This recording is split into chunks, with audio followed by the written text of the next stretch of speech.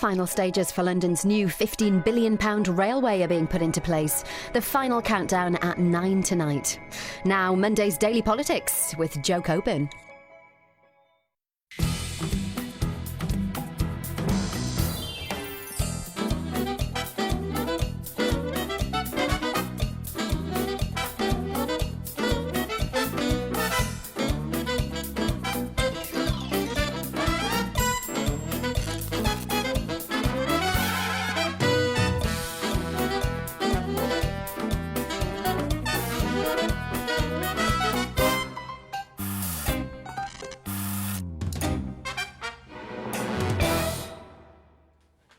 Hello, welcome to the Daily Politics. In the last half hour, Theresa May U-turns on social care funding, announcing a big change to her manifesto after political opponents labelled her plan a dementia tax. We've got the details. Labour announces it will scrap university tuition fees for students in England this year if it wins the election. But do their figures add up? The Green Party launches its manifesto for England and Wales, promising a universal basic income, a 4-day working week and a final say for the public on Brexit. And the SNP leader Nicola Sturgeon comes under pressure over funding for the NHS in Scotland from a nurse. Don't come on your announced visits. Come in on the middle of any day into any ward, any A&E department. Come on in and see what we're up against.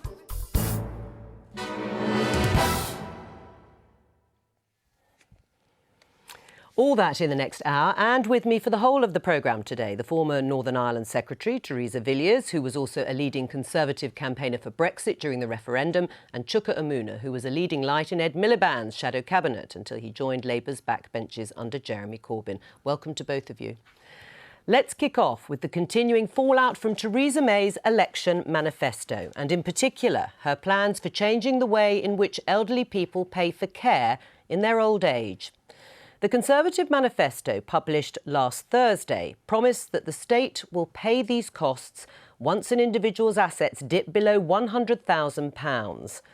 But the policy came under fire from political opponents who have variously described the plan as a death tax and a dementia tax, because old people who need care wouldn't have their overall costs capped. Well, in the last half an hour, Theresa May has been speaking in North Wales, where she announced her social care plans would now include consulting on a lifetime cap on how much individuals would pay for their own care. So I want to make a further point clear.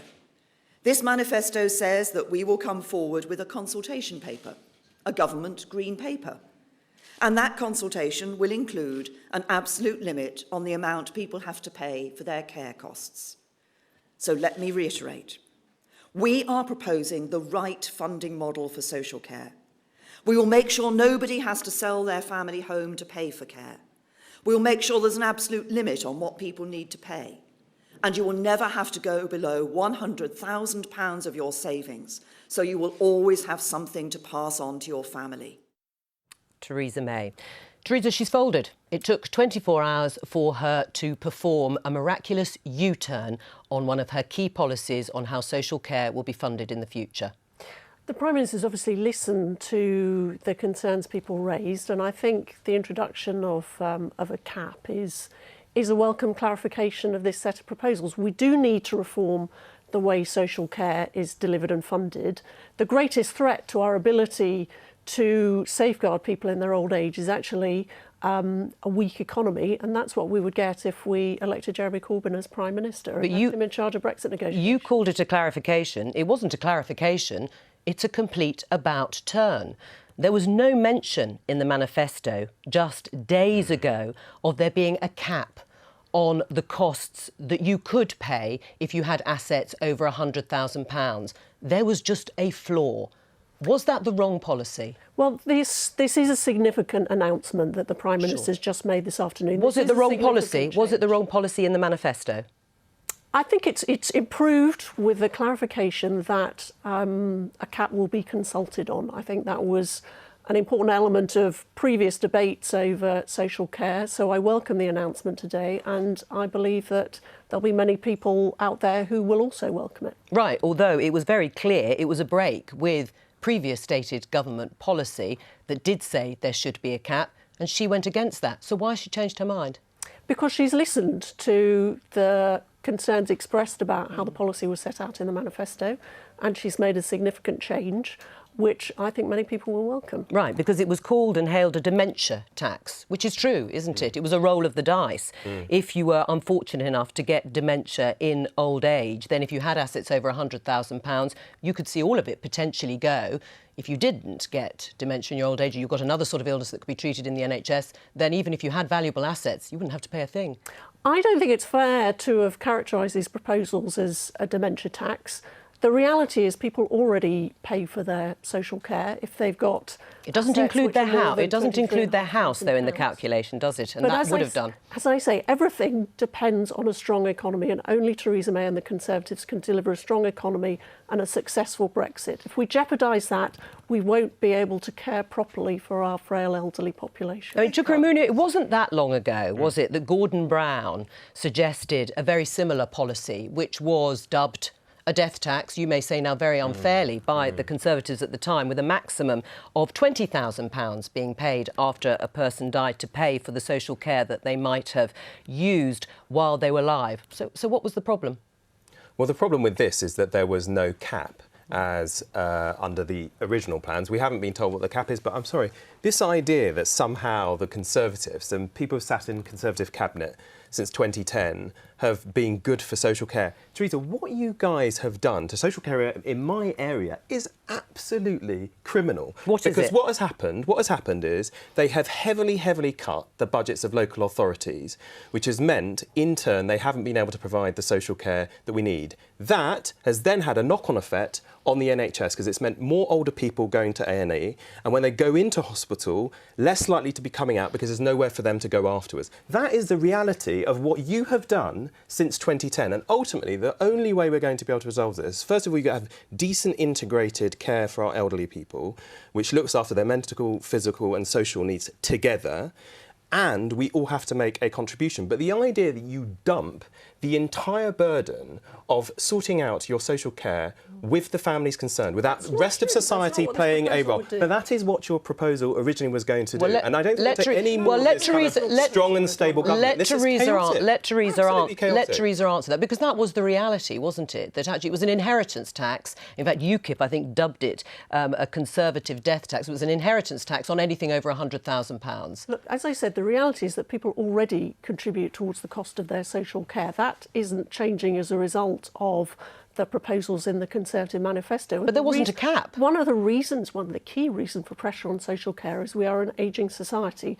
So Theresa May is determined to take the tough decisions to put social care funding on a sustainable basis. And you've taken away the funding. What is crucial to doing that is a strong economy, which we will not get if Jeremy Corbyn is our Prime Minister and in charge of our Brexit negotiations. All right. You must be one of the MPs who voted for a no-confidence motion in Jeremy Corbyn. He is not the right person. But Theresa Villiers, we are talking about the social care policy. When it comes to social care, let me tell you something.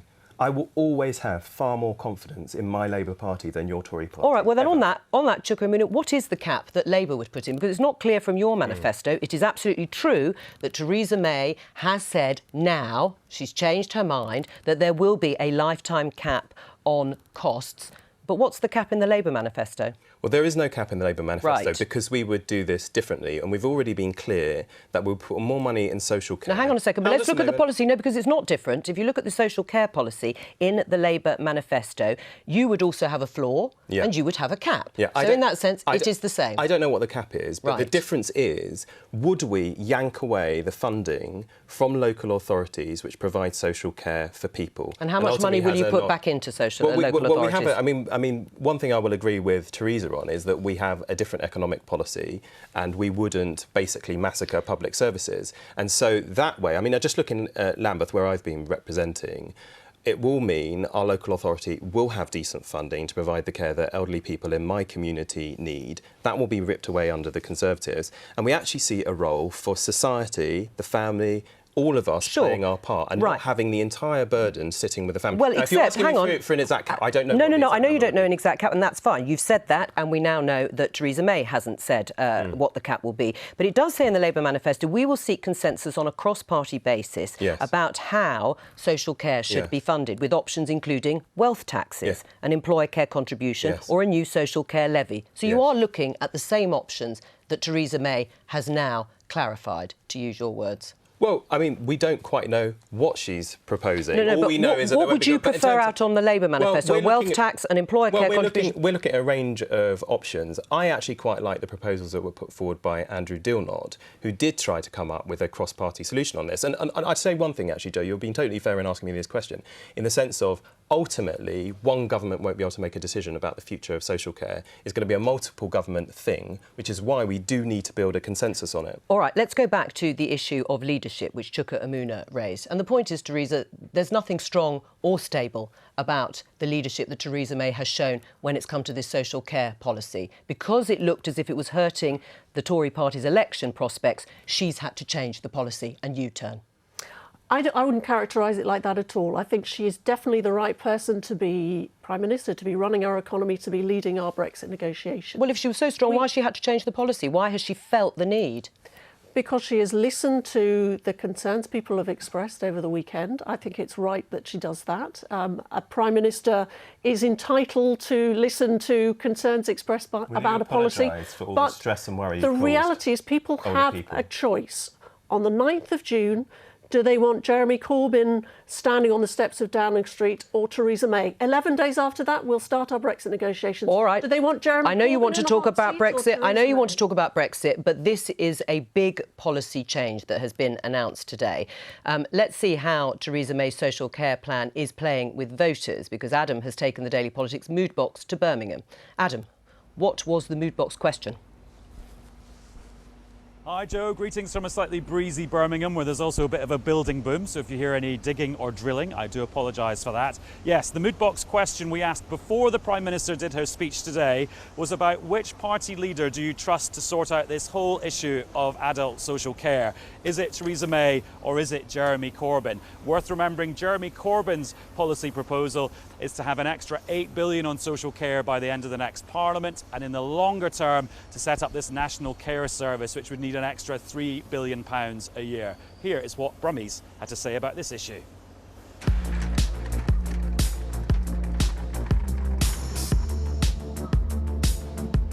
Do you care about the issue of care for the elderly? Yeah, yeah. You do, but you wouldn't need it for about another 60 years. Well, my grandparents will, so yeah. Which party leader do you trust to look after care for older people? Jeremy Corbyn. Why is that? Because, like the Labour manifesto, it's laid out well, it's costed well, and it's done in a way that reflects nicely on most of society and gives older people and young people both a chance. Unlike the Tories that have their weird kind of death tax thing that's just not Have you been great. sent here by Labour HQ? What do you think about their plans for this whole? Have you heard about the £100,000 and including your house in the means test for if you get care? Yeah, I have heard about it, but at the end of the day, we've got a purse within which we have to live in, and we have to cut the cake accordingly. There's not endless amounts of money, and yes, it's going to disadvantage some people, but ultimately, I think we have to, as a society, get the best bang for the buck. Which party leader do you trust to look after your grandparents and great-grandparents? That's a good question. None of them particularly. It's care for old people. It's the massive story at the moment.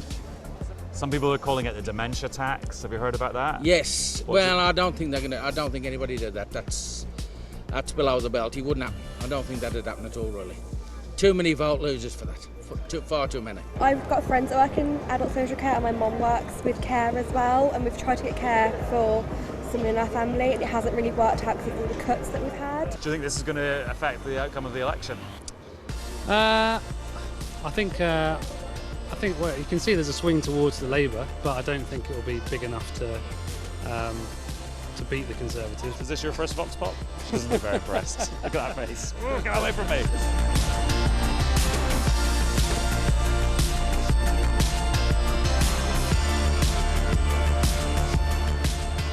When it really comes down to it, I think a lot of people have a sort of altruistic view, except when they have to put their hand in the pocket. Who do you trust to sort out care for the elderly? Corbyn. Yeah? Why is that? Because I don't trust a Conservative. Probably Corbyn. OK, why is that? Because I think he's a more genuine guy. This whole issue about like care for older people, has it affected your family or anyone you know? It has done in the past, yes. Yeah. What did you think of the system that was in place? A mess. Do you think it'll ever get fixed, the system? It'll ever stop being a mess? Not that in my lifetime, I don't think. Well, it's totally unscientific, but it looks as if a big majority of people think Jeremy Corbyn is the person who can sort out care for older people. Thank you very much, Birmingham. And thank you, Adam. Of course, it's unscientific, but just taking a look at that anecdotally, Theresa Villiers, Corbyn on the side of the elderly and the Tories and Theresa May not. Was it just too complacent to bring out a proposal like the social care one that was half-baked? Well, the motivation behind the proposal is to put social care on a sustainable financial basis. But the reality is the polls have tightened. This is a real contest. It's not easy to predict the outcome of the election. So was it too complacent? Should she not have put out a policy that was going to be controversial at the very least, if brave at best? Well, I think what people should draw from this is that a protest vote for Labour or the Lib Dems, involves a real risk that Jeremy Corbyn will be our Prime Minister. Did it help that that your party didn't come clean also about which pensioners would be affected by means testing the winter fuel allowance? I don't think that is, that is obviously an issue that we will need to address as part of a consultation on how to implement these proposals. If we're re-elected, that consultation will look at the level at which arrangements on the winter fuel payments are amended. You're causing people to you just say this so casually. Up to more than 7,000 older people in the constituency I've been representing since 2010. There's about 72% of older people could be affected by what you're talking about. You just casually talk about these things as if somehow, oh, well, we're consulting. But why should wealthy pensioners, all wealthy pensioners get those sorts of allowances? But hang on, when you look at... answer that question. I'm answering the question. If you look at what Labour had been proposing at the last general election, for example, yes, more wealthy pensioners were going to be affected by this, but you're talking about 72% of old age pensioners who receive the winter fuel allowance. Well, hang on, they haven't actually put a limit. Set the threshold. Right, but Theresa, what should it be set at? Because until you do put a limit or say where the means test is going to fall, a bit like the social care policy, people will think it's going to affect them. We will, in due course, if we're re-elected, obviously set out a threshold on this. Should it have been done in the manifesto? It is a difficult decision. It's not a decision that was taken easily. But the reality is that we need, in an era when resources are limited by the deficit we're still dealing with that we inherited in 2010, we need to make sure that we spend taxpayers' money. Are you really blaming Labour for something that happened in 2010? We left government 7 years ago, and your government has borrowed more in 7 years than the last Labour government did in 13. So I'm going to take no lectures from you. Except you were proposing exactly the same sort of bringing down of the deficit as has actually happened under the Conservatives and the coalition government. We'd have achieved our target. Well, we won't know, of course. Vicky Young is where the Prime Minister was giving her speech. Vicky, how has that gone down? The big change, the U-turn on the social care policy, not just a floor of £100,000 in care costs, but now there is going to be a cap. Yeah, I mean, it's pretty incredible stuff, isn't it? Just 4 days after the launch of the Conservative manifesto, here it is. Theresa May urging us today to look at page 65. She says there is no change. Well, that's not the way I see it. If you look in here, yes, you can see in this document, they talk about the fact your house will be taken into account. They talk about deferred payments. They talk about the fact that you'll be able to keep £100,000 ultimately.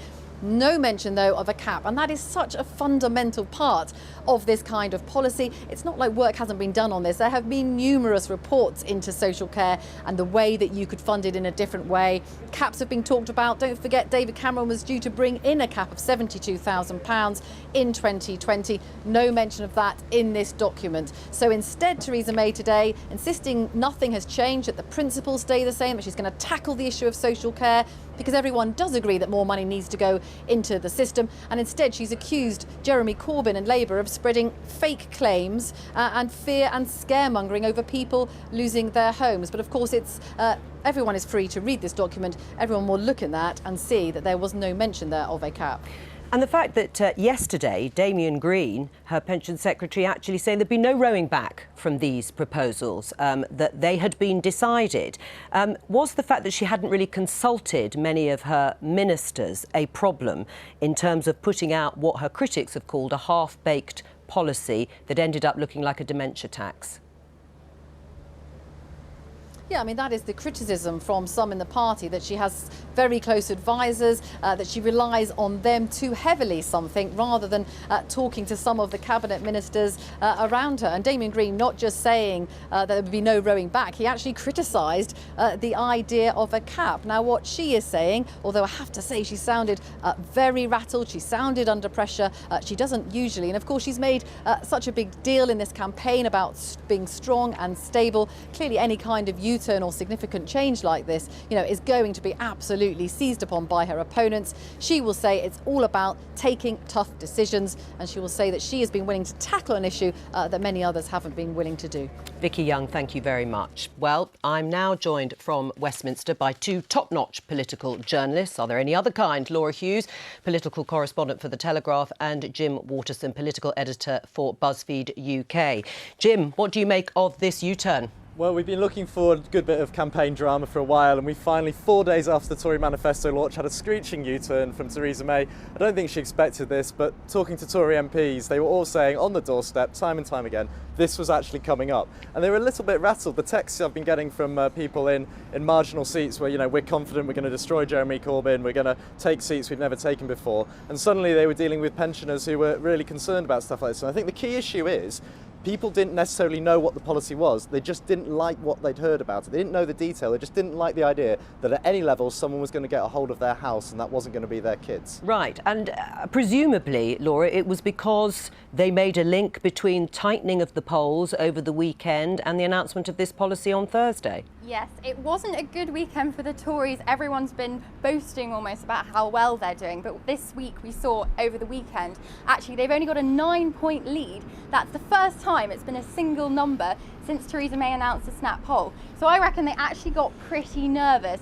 We were always expecting a bit of a wobble at some point. But actually, I think a lot of candidates were feeling like Theresa May was being a bit cocky. They knew they were doing so well, so they kind of just thought, let's just go for it, let's go out there. And actually, all the polls of the weekend, specifically on this dementia tax, have shown that that's unpopular and Labour are actually doing better. They've actually got the key message out there. They've used the phrase dementia tax and it has been incredibly damaging. Jim, if we look at other issues, Jeremy Corbyn, the Labour leader, came under fire over the weekend for his associations with the IRA, and he refused to condemn IRA bombing without equating it to other parties. Does his position on security and defence negatively impact on the retail offers Labour is making in this election? Well, I think there are problems with it, and certainly in the sort of seats where they're sort of fighting with the Tories, particularly in the Midlands and the North. I think one of the interesting things with the IRA and Jeremy Corbyn is the way that the connection has sort of developed. So if you're under 40, perhaps you associate IRA and things like that more with the Good Friday Agreement and the peace process, and so it's less of a toxic association. Whereas for a lot of older voters, the sort of people that the Conservatives need to get on side, that's where it really hits home. So it's interesting seeing, depending on the generational gap, it's playing slightly differently with different audiences. Laura, what about Labour's university tuition fees policy? How popular is that? I reckon it'll be very popular. Labour are clearly targeting the younger generations. We know that that's where Mr Corbyn's supporters mainly are from. They're saying they're going to scrap them entirely, and that from this year, September, they will be scrapped so that students don't defer a year. It's going to be popular with young people, and we know that young people are who Jeremy Corbyn is targeting. But do they vote? That's a very good question. Well, there's a reason that they've announced it today, which is the final day to get people to register to vote. And normally the problem with making an offer on tuition fees is that the people who are going to benefit are the next generation along. This time you can actually say to current students, right, vote Labour, get your education for free. Right, because of course it's happening this year. Just finally, Jim, I mean, this was supposed to be the Brexit election, as Theresa May had billed it, and she returned to that theme today, no doubt to distract from the change on her social care policy. But she was the one who decided to make it about public services to a large extent. I mean, is Theresa May's decision broadly, parking her tanks on Labour's lawn, backfiring? Well, look, Labour's gaining in the polls. The thing is, the Tories still have a massive lead. There are a lot of issues around in the final weeks of the campaign. Polls tend to swing back towards the government, tend to swing back towards the Conservatives in most places. So the problem is, I think it's hard to argue that Jeremy Corbyn's not had a surprisingly good campaign in the eyes of a lot of people, but he's still got a long way to make up. So Theresa may be much happier if this was more about Jeremy Corbyn, who is fit to lead the country, and about Brexit than things like social care, and that's what we're trying to see today. Thank you to both of you. Enjoy the sunshine. Now, as we've just been hearing, Jeremy Corbyn's attitude to the IRA has again come under scrutiny. So when it comes to the Labour leader and other members of his inner circle, what exactly is their record on dealing with the organisation? As a backbencher in the 1980s, Mr Corbyn was criticised for his activities with the controversial Troops Out movement, which campaigned to end British military involvement in Northern Ireland. He's also been questioned about his links to a magazine called London Labour Briefing, which in 1984 published an article celebrating the IRA's Brighton bombing, when 5 people were killed. In the 1980s, during some of the most violent years of the Troubles, Mr Corbyn and the current Shadow Chancellor, John McDonnell, met the IRA on a number of occasions in Westminster. They said the meetings were part of their attempt to help the peace process. The IRA declared a ceasefire in 1994. Diane Abbott, now Shadow Home Secretary, has been criticised for comments she reportedly made in a 1984 interview when she proclaimed every defeat of the British state a victory for all of us.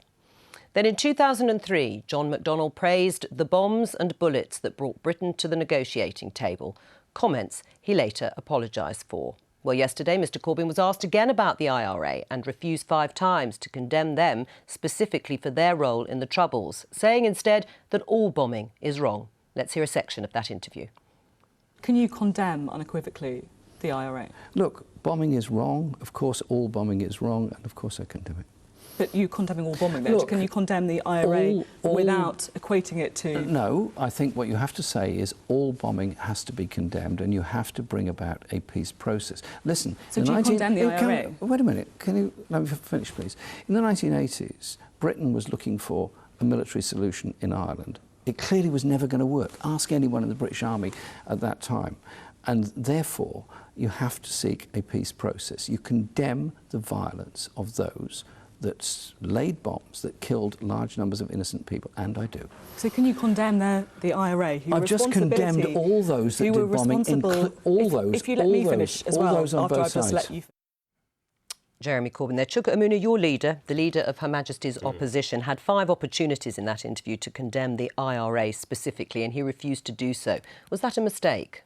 Well, I don't share your interpretation of that clip. Anyone just watching the clip would have seen him condemn the IRA and all bombing. But look, I'm very clear, unequivocally, the bombing and all of the violence which they brought upon the whole of the UK is totally, totally awful and unacceptable. But I think, that is basically what he has said, whilst also talking about what the Loyalists and others did. Right, but the problem that some people might have, and I'm not saying everybody would have, but that some people might have, is his seeming inability to condemn the IRA. Saying all bombing is wrong, well, everybody would say all bombing is wrong, but if he can't condemn the IRA... The question they need to consider, do you really think Jeremy Corbyn is somebody who wanted to see death and destruction in Northern Ireland? Are you really going to buy the front of the Daily Mail today and these Tory supporting papers, The Telegraph, or are you actually going to take at face value what he has said? Now, you can drudge up quotes. So would it have been easier? But would it have been easier for him then? This wasn't obviously an interview from years ago. This was an interview yesterday. Yes, what was preventing him just saying, I condemned the IRA's bombing? You will have to ask him that question. But, I've seen... But he is the leader of the Labour... He's the leader of the Labour Party. Well, if you want to talk about the Labour Party in Northern Ireland, I'm extremely proud of the record of the last Labour government in helping bring about peace in Northern Ireland. Actually, John Major also, of course, deserves credit for that as well. But Jeremy Corbyn wasn't in that government. These quotes from 1985. I was 6 when these things were supposedly, or I don't know whether they were said or not. Well, you were 6 because you're a young man. Might it be a problem for some voters, though, to listen to an interview like that? Jeremy Corbyn wasn't part of the government that you are talking about under Tony Blair, which dealt with the peace process. So is it difficult to sell, as I asked the journalist before, Labour's offer on the doorstep if people have reservations about what they might feel is biased towards one side or the other in Northern Ireland, bearing in mind this man wants to be the next Prime Minister. Well, if you're talking about bias to one side or the other, he has condemned the IRA and condemned loyalists. Now, the question for your viewers is, do you have an issue with the fact that when he was condemning the IRA in the comments you've just seen in that clip, he also sought to condemn the loyalists as well? Now, if that's a big issue for you, that he, wouldn't condemn the IRA on its own. Well, I'm not sure that for most people that is a big issue. I've been on the doorstep, not just in my own constituency over the last few weeks, but in Birmingham. But he was condemning the British Army too. This issue of the IRA, which has been known about for a long time, was not brought up by anybody. And isn't that the point, though, Theresa Villiers, that this is just a convenient weapon with which to attack Jeremy Corbyn for his past associations with the organisation, with the IRA, to distract from what is actually going on in this election? No, that's not what's happening here. I can tell you I met many victims of IRA violence, and they will be upset and distressed by the fact that someone is holding himself out as our next Prime Minister, potentially, will not unequivocally condemn He condemned all IRA bombing. violence. He condemned all bombing, didn't he? I mean, what's wrong with that? He condemned both sides, and isn't that what you want? Somebody who is impartial, who is prepared to condemn wrongdoing on both sides of the divide here. Maybe it wouldn't be such a big problem if he didn't have this track record on these matters, and his shadow chancellor praised the bombs and bullets of the IRA. And yet people are being asked on the 8th of June to trust these people with the security of our nation. And remember, Jeremy Corbyn also refers to groups like Hamas and Hezbollah as his friends. Well, if he was Prime Minister, he said that would jeopardise our security he has as well as said our that economy. wasn't the case. Even if he used the word friends, he was talking more generally about people that were at conferences in the past, not specifically that members of Hamas. But again, Chuka Umunna, doesn't it make your job much, much harder if this issue is going to come up time and again and people are unsure about where Jeremy Corbyn stands? Well, it gets raised time and again in the Telegraph, the Mail and other Conservative supporting papers. But as I've said, when you actually talk to voters on the doorstep, are they asking you about the IRA? They're not. They've been asking us about the dementia tax that Theresa and her guys were proposing. They've been asking us about, tuition fees. They like the tuition fee proposals. They've been asking us about the public sector pay cap, which we're going to abolish. They've been asking us about many other things. As I said, I haven't had anybody bring the IRA up on the doorstep, and I haven't. That's not just in my constituency. I've been to several different regions campaigning for colleagues as well. But as you know, it's not just about those issues. If Jeremy Corbyn is Prime Minister, he will have to deal with the British military, won't he? And he will have to deal with policies in Northern Ireland. On the basis of what Theresa Villiers has said, how difficult is that going to be with his track record? Well, as I've just said, you asked me a question, I answered it. Is it going to be an issue? As I said, it isn't an issue on the doorstep. No, but I do not ask on the doorstep. I'm asking if he became Prime Minister, how difficult would it be in his dealings with the British military, for example? Well, I think the British military will work with whoever is elected as a government, and that's why we have an impartial civil service and an impartial set of armed forces, and that's how it should be. Right. Are you not making much more of this, Theresa Villiers, for party political purposes? Jeremy Corbyn and John McDonnell had meetings with the IRA in the 1980s. Perhaps that was far-sighted. We now know the British government was doing the same, albeit in secret. So, actually, talking to armed dissidents made perfect sense because it led to peace. Jeremy Corbyn has a 30-year track record of voting against measures to protect our security. When he was asked by a journalist, would he think it was correct for a police officer faced with a gun-wielding terrorist to fire at that terrorist, he wouldn't even support a police officer in that situation. What about... He's not capable of dealing in a responsible way with our security as a nation. That's not true. If you watch the interview that I think you're referring to with Laura Kuenssberg, what he said is if you are going to have police officers using lethal force, then there has to be a reference to a set of laws and guidelines under which they do it. Right. Your interpretation there is a deliberate untruth, I'd argue. But the question that I put to you was, what is wrong with talking to armed dissidents? What's wrong with talking to people that you want to get round the negotiating table? That's what the British government did. So what was the difference? Well, it was very clear that the IRA and Sinn Féin were not allowed to be involved in formal peace talks until they adopted the Mitchell Principles and resolved not to resort to violence. But the key thing here is who is who is going to be the Prime Minister who will safeguard our security? Theresa May has a track record as Home Secretary lasting 6 years, one of the most successful Home Secretaries in history. The choice is between her keeping our country safe or vesting this in the incapable hands of Jeremy Corbyn. Now, the Sinn Féin president, Gerry Adams, at the manifesto launch of Sinn Féin, has defended the Labour leader, defended Jeremy Corbyn, following the row that we've just been talking about, and said that Mr Corbyn was on the right side of history. Is that helpful to the Labour campaign? I don't think that people will be seeking the advice of Gerry Adams or anyone else in my constituency as to how they vote. In the end, they will look at the policies that have been offered by the Labour Party. They are popular policies and they will make a judgment. Because this is a difficult area. I have to say, in the end, when we look at the history of Northern Ireland over the last few decades and much longer, should the Conservative Party be seeking to play party politics in the middle of a general election with this issue when we have seen so many people on both sides lose their lives? Personally, I think it's rather distasteful and I don't think they should be doing this. Let's leave it there. Now, let's get a roundup of all of the rest of the election campaign news. Here's Ellie. Well, the sun's shining, it's nice and warm, but Joe, we haven't got time for all of that because there are only 17 campaigning days left of this election. Today we've had another couple of manifestos, but there's also another more urgent deadline looming, and that's the deadline to register to vote. That's at 1 minute to midnight tonight to do so if you haven't done so already. So quick, hurry up. Here's more. It's something our ancestors fought and died for, fundamental to our great democracy in the mother of all parliaments, the right to vote. But if that's not reason enough, there's always free beer. Pubs across the country are offering pints to young people who've registered to vote before the deadline tonight. Here's one youth who's taken advantage. Labour thought their manifesto was so good they launched it twice, then the Tories did it in a slightly eerie warehouse, the Lib Dems stood on some flags.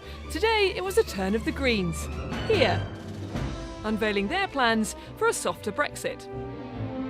Vote Green for a confident and caring Britain. We're just talking about some of the pressures. The Lib Dem leader Tim Farron was trying to up the ante on being anti the Tory plans for social care funding, suggesting it would affect 9 in 10 English homes. This is a devastating death tax dreamt up on the back of an envelope. It's not often UKIP agree with the Lib Dems on anything. Funnily enough, Patrick O'Flynn didn't mention a pledge by another UKIP candidate that he would push for asteroid belt mining and a spaceship capable of interstellar travel if he was elected. Do you want housing? Do you want care? Do you want a society? They were there to see the Libertines. They got this rock star instead. We can achieve together. Thank you very much. So, whatever happens on June the 8th, there's always Glastonbury. Something to look forward to. And I'll be talking to the Green Party leader, Caroline Lucas, about her party's manifesto on the programme tomorrow. Now, last night, the first Scottish television debate was broadcast on the BBC. The 6 party leaders clashed on big issues such as Brexit and Scottish independence. But it was the question of funding for the NHS that provoked the most fiery exchange when one member of the audience, a nurse, criticised the SNP leader Nicola Sturgeon over the NHS pay freeze. Take a look at this. We have not heard from David Coburn or Patrick How many years have we had 1%? I accept that. How many? Tell me how many. Too many. I accept how many? that. We've had it since about 2008. Exactly. I accept that. 2008, you haven't given, there's no pay rise. How do you expect somebody to live on that? We are now having to strike.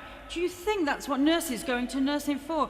I'm telling you now, I would rather leave nursing, as would many more of my colleagues, than have to strike, because you have no idea how demoralising it is to work within the NHS. Don't come on your announced visits. Come in on the middle of any day into any ward, any A&E department. Come on in and see what we're up against. My sister works in the National Health Service.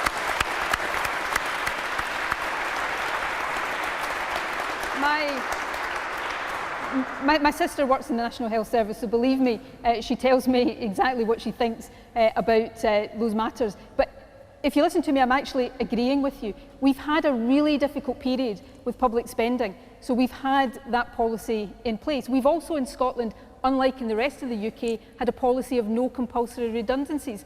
in the NHS and the wider public sector to try to protect jobs. Nicola Sturgeon in that debate. Well, I'm joined now by the SNP's Drew Hendry, who is in Inverness for us. Welcome to the Daily Politics. Do you have some sympathy with the nurse who was in the audience in that debate? Well, I think as you heard Nicola Sturgeon saying, she agreed that because of rising inflation, because of the austerity policies that have been the Tories have been wedded to across the UK, that there is unsustainable pressure now on the cost of living. And that inflationary process means that there are already meetings with the staff side and the NHS to look at the issues around the cap. And Nicola Sturgeon said she was open to looking at removing that. Right. Well, she's open to looking at it. Should nurses be being paid more in Scotland or not?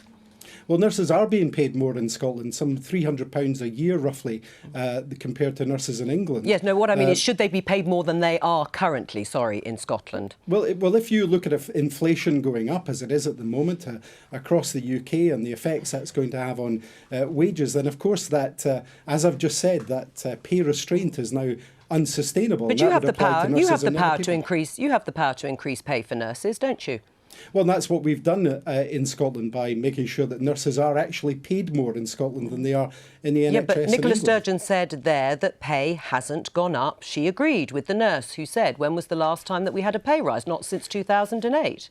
Well, the 1% pay cap obviously has been in place for a while. There have been rises in pay, but it's been pegged to that 1%. Right. So I say again, you have the power to pay over and above that. Why haven't you? Well, pay restraint's been a necessary effect of the austerity policies from the Tory government for a number of years. Not to do with the government. You have the power to do something different. Well, if you feel that nurses should be paid more, then you have tax-raising powers, health is devolved. You could have done something entirely different. Well, Joe, there are a range of people who need to be paid more. And the budget that comes to the Scottish Government is meted out in order to make sure that we're meeting the needs of people and employees across the nation. The Scottish Government, don't forget, brought in the real living wage for all public sector employees to make sure that people had a decent chance of getting a living. That's something that's not happened across England either. So we've got a very proud record of being able to tackle low pay wherever it's in our gift. And as I've said, the issue around pay restraint does look like it, because of the rising inflation across the economy at the moment, looks like it's unsustainable. Right. And Nicola Sturgeon said clearly that she was looking at doing something about that. The nurse said she had to use food banks. Is that acceptable? Despite what you've just said, is it acceptable that a nurse who works in the NHS in Scotland has to use a food bank? It's not acceptable that anybody has to use a food bank. I've just come from a meeting in Inverness. But you could do something about it, which you have conceded. And although you're talking... Hang on, let me just ask the question. Okay. You've talked about the pay restraint, you've talked about austerity, and you've blamed the Conservative government for that, and you've talked also about inflation, which makes it sound like the Scottish government has no power at all, that is impotent in terms of trying to alleviate the pressures on pay for people who live in Scotland. Why don't you raise income tax if you want to pay people more? Well, I've just told you about some of the measures we've taken to make sure that people are getting the real living wage, in Scotland, as opposed to the faux one that's been put forward by the UK government. What's the answer that's to my gone across question? the public sector.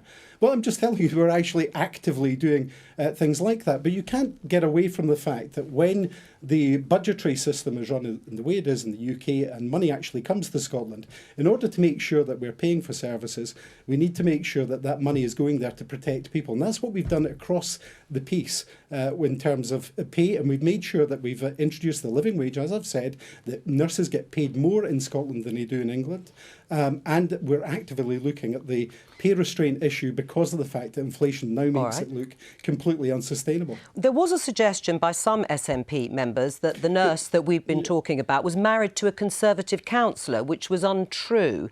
Do you think that is the sort of slur that should be put about by members of your party if somebody disagrees or counters the policy put forward by the SNP? Well, Joanna Cherry said something that was on Twitter and she almost immediately apologised for it.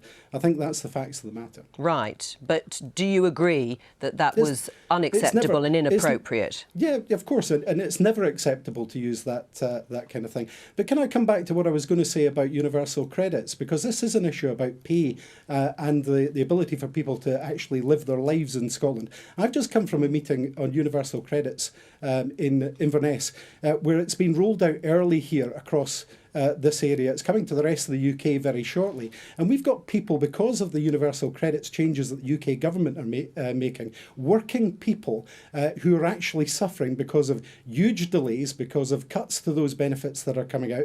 And it's also affecting the disabled and, of course, the unemployed as well. Well, let's have a look. Let's have it, just because I haven't got that much more time with you, but let's have a look at your manifesto, because it's coming out tomorrow, I understand. So can we look forward to an end to the public pay freeze in that manifesto? Well, I'm not going to preempt the manifesto launch tomorrow, but what I can tell you is that our manifesto will be looking after people and having fairness and equality at its heart, unlike what we've seen from the Tory manifesto that's just been launched, which attacks pensioners in particular. But we've done that. I'm really more interested in your manifesto. So well, you can't touch it. We'll see it tomorrow, and we will be talking to you, no doubt, again. Drew Hendry, thank you very much. You only have 1 more day to wait. All right. Now, as well as discussing all of the main parties contesting this general election, we're also looking at the platforms of the smaller parties, and today it's the turn of the British National Party. The BNP is a nationalist party and it says it wants to put local people first. They are pledging to stop all immigration into the UK and offer grants to people of foreign descent who volunteer to leave the country. They want to stop what they call the Islamisation of the UK, banning hijabs, burqas and the building of new mosques. They also want to abolish anti-discrimination laws and be tough on law and order by reintroducing the death penalty.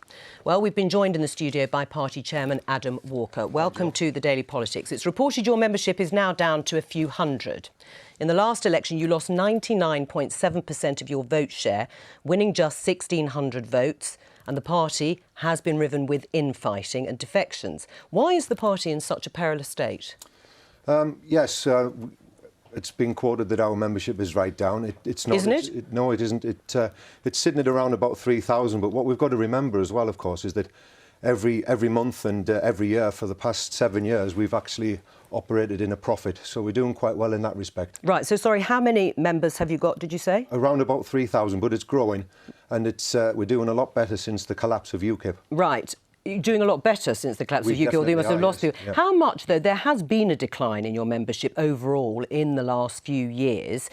How much of that is down to your leadership? It's not down to my leadership. What it's down to is the fact that we've got UKIP, for example, who have been promoted by the mass media. So they're doing better than you, and they're more appealing? They have done it in the past, but what we've seen with the collapse of UKIP since Brexit, we're starting to gain members from them, and we're quite pleased about that. Right. One of your policies is implement zero tolerance for drug dealers and violent thugs. Mm-hmm. Yet you were given a 6-month suspended sentence in 2012 after verbally abusing 3 young school children, chasing them in your 4x4 and then slashing the tyres of their bikes with a sheath knife. And you were a school teacher at the time. Yeah. If that's not thuggish behaviour, then what is? It was described as the judge as a rush of blood to the head, and I apologise for that at the time. Are you really the right person to be the leader of a political party behaving like that? And the fact is, of course, that is, I do apologise for that, and I've said that I apologise for it. But if we're looking at criminality, we just need to look, I mean, you look at your recent programme, 3 Girls. And it talked about the criminality that's happening. But hang on. You can't just brush it to the side like that, because you are, the chairman of this party, of the British National Party, and yet that sort of behaviour you think can just be excused by a brief rush to the head? I don't think it can be excused at all, and I did apologise for it at the time. But is an apology really enough? You actually had a 6-month suspended jail sentence. Indeed, but if we want to look at criminality again, we look at what's happened in Rochdale in your programme recently. And those people were convicted and they went to jail. Yeah. So would you be happy for one of them to be in charge of or the chairman of a party? And if we want to look at other criminals, we could look at Tony Blair, for example, who took us to an illegal war under the pretence of weapons of mass destruction. And I believe, and members of our party believe, that he should be up at court as a criminal. Right. So well, they're not here, criminals, and you are, Tony and you Blair. are fielding candidates Yes, at we this are election. indeed. So you've been banned from teaching. No, I haven't been banned from teaching. I was You actually- I still was you still teaching- teach karate, Yes, apparently. I was teaching karate on Friday night. Should you? Of course I should. Really? What, after you chase 3 young children I have... and you slash their tyres with a sheath knife? I have recommendations from people who come to my club. I teach children in there, and I have international and national champions who train out of my club. All right. And nobody has a problem. All right, well, let's move away from your character and on to some of the policies. You want to offer repatriation grants to encourage people of foreign descent to leave the country. We believe Britain is full up. Sure, but who would be eligible for that grant? There are enough people in Great Britain now. That's fine. That's a that very we don't broad need statement. any more. I've taken my other guests through policies specifically. Who would be eligible for this grant? There are far too many people in our country at this point in time. There is enough. Our infrastructure cannot deal with the amount of people who are coming in, and we need to make sure that they have. And how would places you in do the it? Dentists. We need to, well, what the government should have done, and consecutive governments beforehand, they should have done a feasibility study to find out how many places were needed in our infrastructure, schools, hospitals, emergency departments. But we've got teachers. Sure, I we've got take your parents. broad. I Yeah. take your broad point that you feel people feel that their hospitals or their schools are under pressure, Well, or their public services. But what I'm asking you, you're wanting to offer repatriation grants to encourage people of foreign descent to go back, in your words, to the country you think they came from. Who would be eligible for that grant? I've spoken to parents recently on the school gates, and they are really concerned about the amount of people that are being allowed to come into our. But are you just offering simple solutions that actually just don't, add up to a row of beans? Who would be eligible for your repatriation grant? Would it just be people who were born abroad? Certainly not. No. Right. Well, so who would it be? I'm asking. Can you tell me? Well, we could use, for example, some of the money that we're currently spending in foreign aid. I think it's nobody's mentioned that one so far in the election debate. I think it's around about £13.5 billion that's been spent in foreign aid to some of the most corrupt countries in the world. Right, but which people do you want to leave the country? Who are you talking about? Listen, we're not saying that we want people to leave. What we're saying is that we need a halt on immigration until we can get. But what's a stop repatriation of who is grant here. then? What's a repatriation grant for? We need to find out who is in this country legally and who is here illegally. And once we've done that, then of course we can move on from there. What, you're going to pay people who are here illegally to go back to where you think they have come from? No, well, we've got far too many people in the country at this point in time, and we need to stop it. People are suffering on the streets. I've spoke to people on the streets. I even spoke to a Jamaican lady the other day, and she's fed up of immigration. Right. She's a settled minority. But this is one of your policy solutions. What do you say to those who claim you're a racist party? It's absolute nonsense. It's not racist to oppose mass immigration, and indeed the Archbishop of Canterbury, he said himself that it's not racist to oppose mass immigration. But you haven't actually been able to explain one of your key policies, which is a repatriation grant. We're extremely concerned, and we're not racist. It's just a label that that's been put up on us over years. Right, and but it's not racist to oppose mass immigration. It's a numbers game. Yeah, but a few years ago, Nick Griffin, who was the leader of the party, said, yes, we are a racist party. Was he joking? Well, that's why he's not the leader anymore. Right, because he was wrong. Yes. Right. Why did he think that the BNP is a racist party, his own party? I don't know what Nick Griffin thought. Now you say you want to stop what you call the Islamisation of Britain, banning the hijab, the burqa, the building of new mosques. Why this particular focus on Muslims and Islam? Well, we don't think that Islam is compatible with our way of life, as we've seen recently. And you can what about all the British Muslims who live all here? You want about it, but no, I'm not shaking my head. What I'm saying is, why? Because there are lots of British Muslims. Why is it not compatible? We understand that not all Muslims are the same, but there are a small minority of Muslims who are extremists, and we think that the government's job is to protect the people of Great Britain and protect them in a way that is suitable for them. Do you not think there are extremists in all walks of life, in all religions? Yeah, there are extremists in all walks of life, but if we look at the recent events that have happened here, just down the road, somebody was mowed down by a Muslim extremist. We've got female genital mutilation, we've got acid attacks, we've got people who are gang raping children. Are you an extremist? I'm certainly not an extremist, no, I'm quite the opposite. Adam Walker, thank you very much. Thank you very much. Now, throughout this week, we'll be talking to representatives of the five main parties seeking election in Northern Ireland. And we start with the smallest of the five, the Alliance Party, and its deputy leader, Stephen Farry, joins us live from Belfast. Stephen, welcome to the Daily Politics. What would you see as success in this election for you?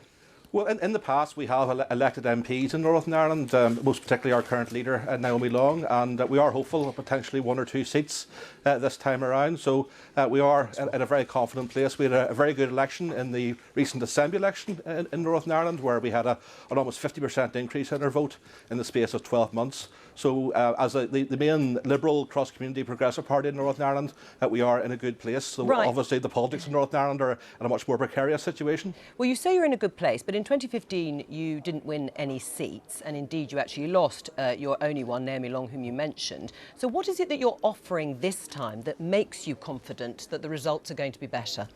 Well, we do offer a very clear alternative. We are not a unionist party or a nationalist party. And insofar as politics in Northern Ireland can be very polarised, we are the response to that, in the sense that we are offering a different type of approach, focus on the region of Northern Ireland as a whole, representation of the entire community, speaking up for progressive politics, bringing us into the 21st century.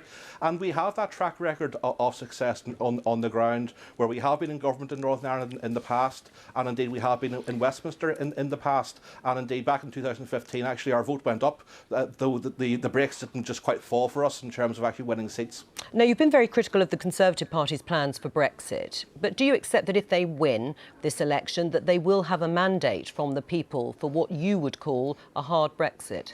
Well, there is a mandate from the referendum last year, and indeed potentially through the general election. But the reality is, no matter what happens for the UK as a whole, Northern Ireland is a special case. I mean, for example, we do have the option, not one I particularly advocate, to rejoin the European Union through a united Ireland at some stage, if that's what the people of Northern Ireland choose. But we have the Good Friday Agreement, and Northern Ireland only works on the basis of sharing and interdependence, and Brexit's all about putting up new divisions and new barriers. So there has to be some sort of special arrangements put in place for Northern Ireland, not least because of the fact that we have a land border with the remainder of the European Union through the Republic of Ireland. Well, and as you say, that could very much be the focus of the Brexit negotiations, all the issues you've just outlined. But this election, as you know, takes place against the backdrop of major uncertainty in Northern Ireland for their devolved institutions. Do you think that might help your party, ironically? Well, certainly people are very concerned and frustrated at the lack of progress that was seen in recent years. The issues that we've fallen out over are very narrow, but the divisions between the parties are very deep and indeed very bitter. Indeed, it's a real tragedy that this is happening at this time when we do need our own local executive to stand up for Northern Ireland, particularly with Brexit negotiations looming, and a real desire on the part of the European Union to address the Irish issues at the forefront of the negotiations later this year. Are you reassured, though, by the fact that all the parties, pretty well all of them involved, have said that Northern Ireland and a border issue will be one of the first issues they will try and resolve in the Brexit negotiations? Well, we are reassured in the sense that everyone is saying that. The difficulty is, in practice, whenever you come to try to avoid this frictionless border on the island of Ireland, well, frankly, all we've heard to date is a lot of platitudes, like no return to the borders of the past. And no one to date has really spelled out how we can actually avoid that, particularly in the context where the UK leaves the customs union. There's no example anywhere else in the world where there isn't a physical border whenever you have a customs frontier. OK, Stephen Farry in Belfast, thank you very much. And we'll be talking to representatives of the other Northern Ireland parties every day this week. Now, as part of the BBC's general election coverage, our very own Andrew will be interviewing a different party leader in depth every night this week. Worth sitting up for. And first up is the Prime Minister, Theresa May. That's the Andrew Neil Interviews with Theresa May tonight at 7 p.m. on BBC One. Now, we didn't have time earlier to give you today's quiz, so here it is now. You two thought you were getting away with it. The question is, what is happening, Chuka and Theresa, in this picture? Take a look. Surreal though it may seem, do you know what the answer is? I don't. I thought you were going to say, yes, I do know what the answer is. What does it look like, Chuka? Is this to commemorate the signing of a deal? No, it looks like something out of some sort of sci-fi yeah, film. It does, no, actually it's King Salman of Saudi Arabia. I'm sure you know the people who were there, and President Sisi of Egypt at the ceremonial opening of the Global Centre for Combating Extremist Ideology in Riyadh during the US President's first foreign trip abroad. What do you mean? Of course, you didn't have a clue. I know you. I thought it looked a bit more like a séance, actually, watching them there with their hats on their clothes. Well, there was that other rather worrying scene when they were waving swords around. Yes, more dangerous. Anyway, thank you for taking part. Thank you for having in the quiz and the programme, Teresa and Chuka, my guests of the day. The 1 o'clock news is starting over on BBC One now, and I'll be here at noon tomorrow with all the latest election campaign news. Make sure you join me then. There'll be more. Bye.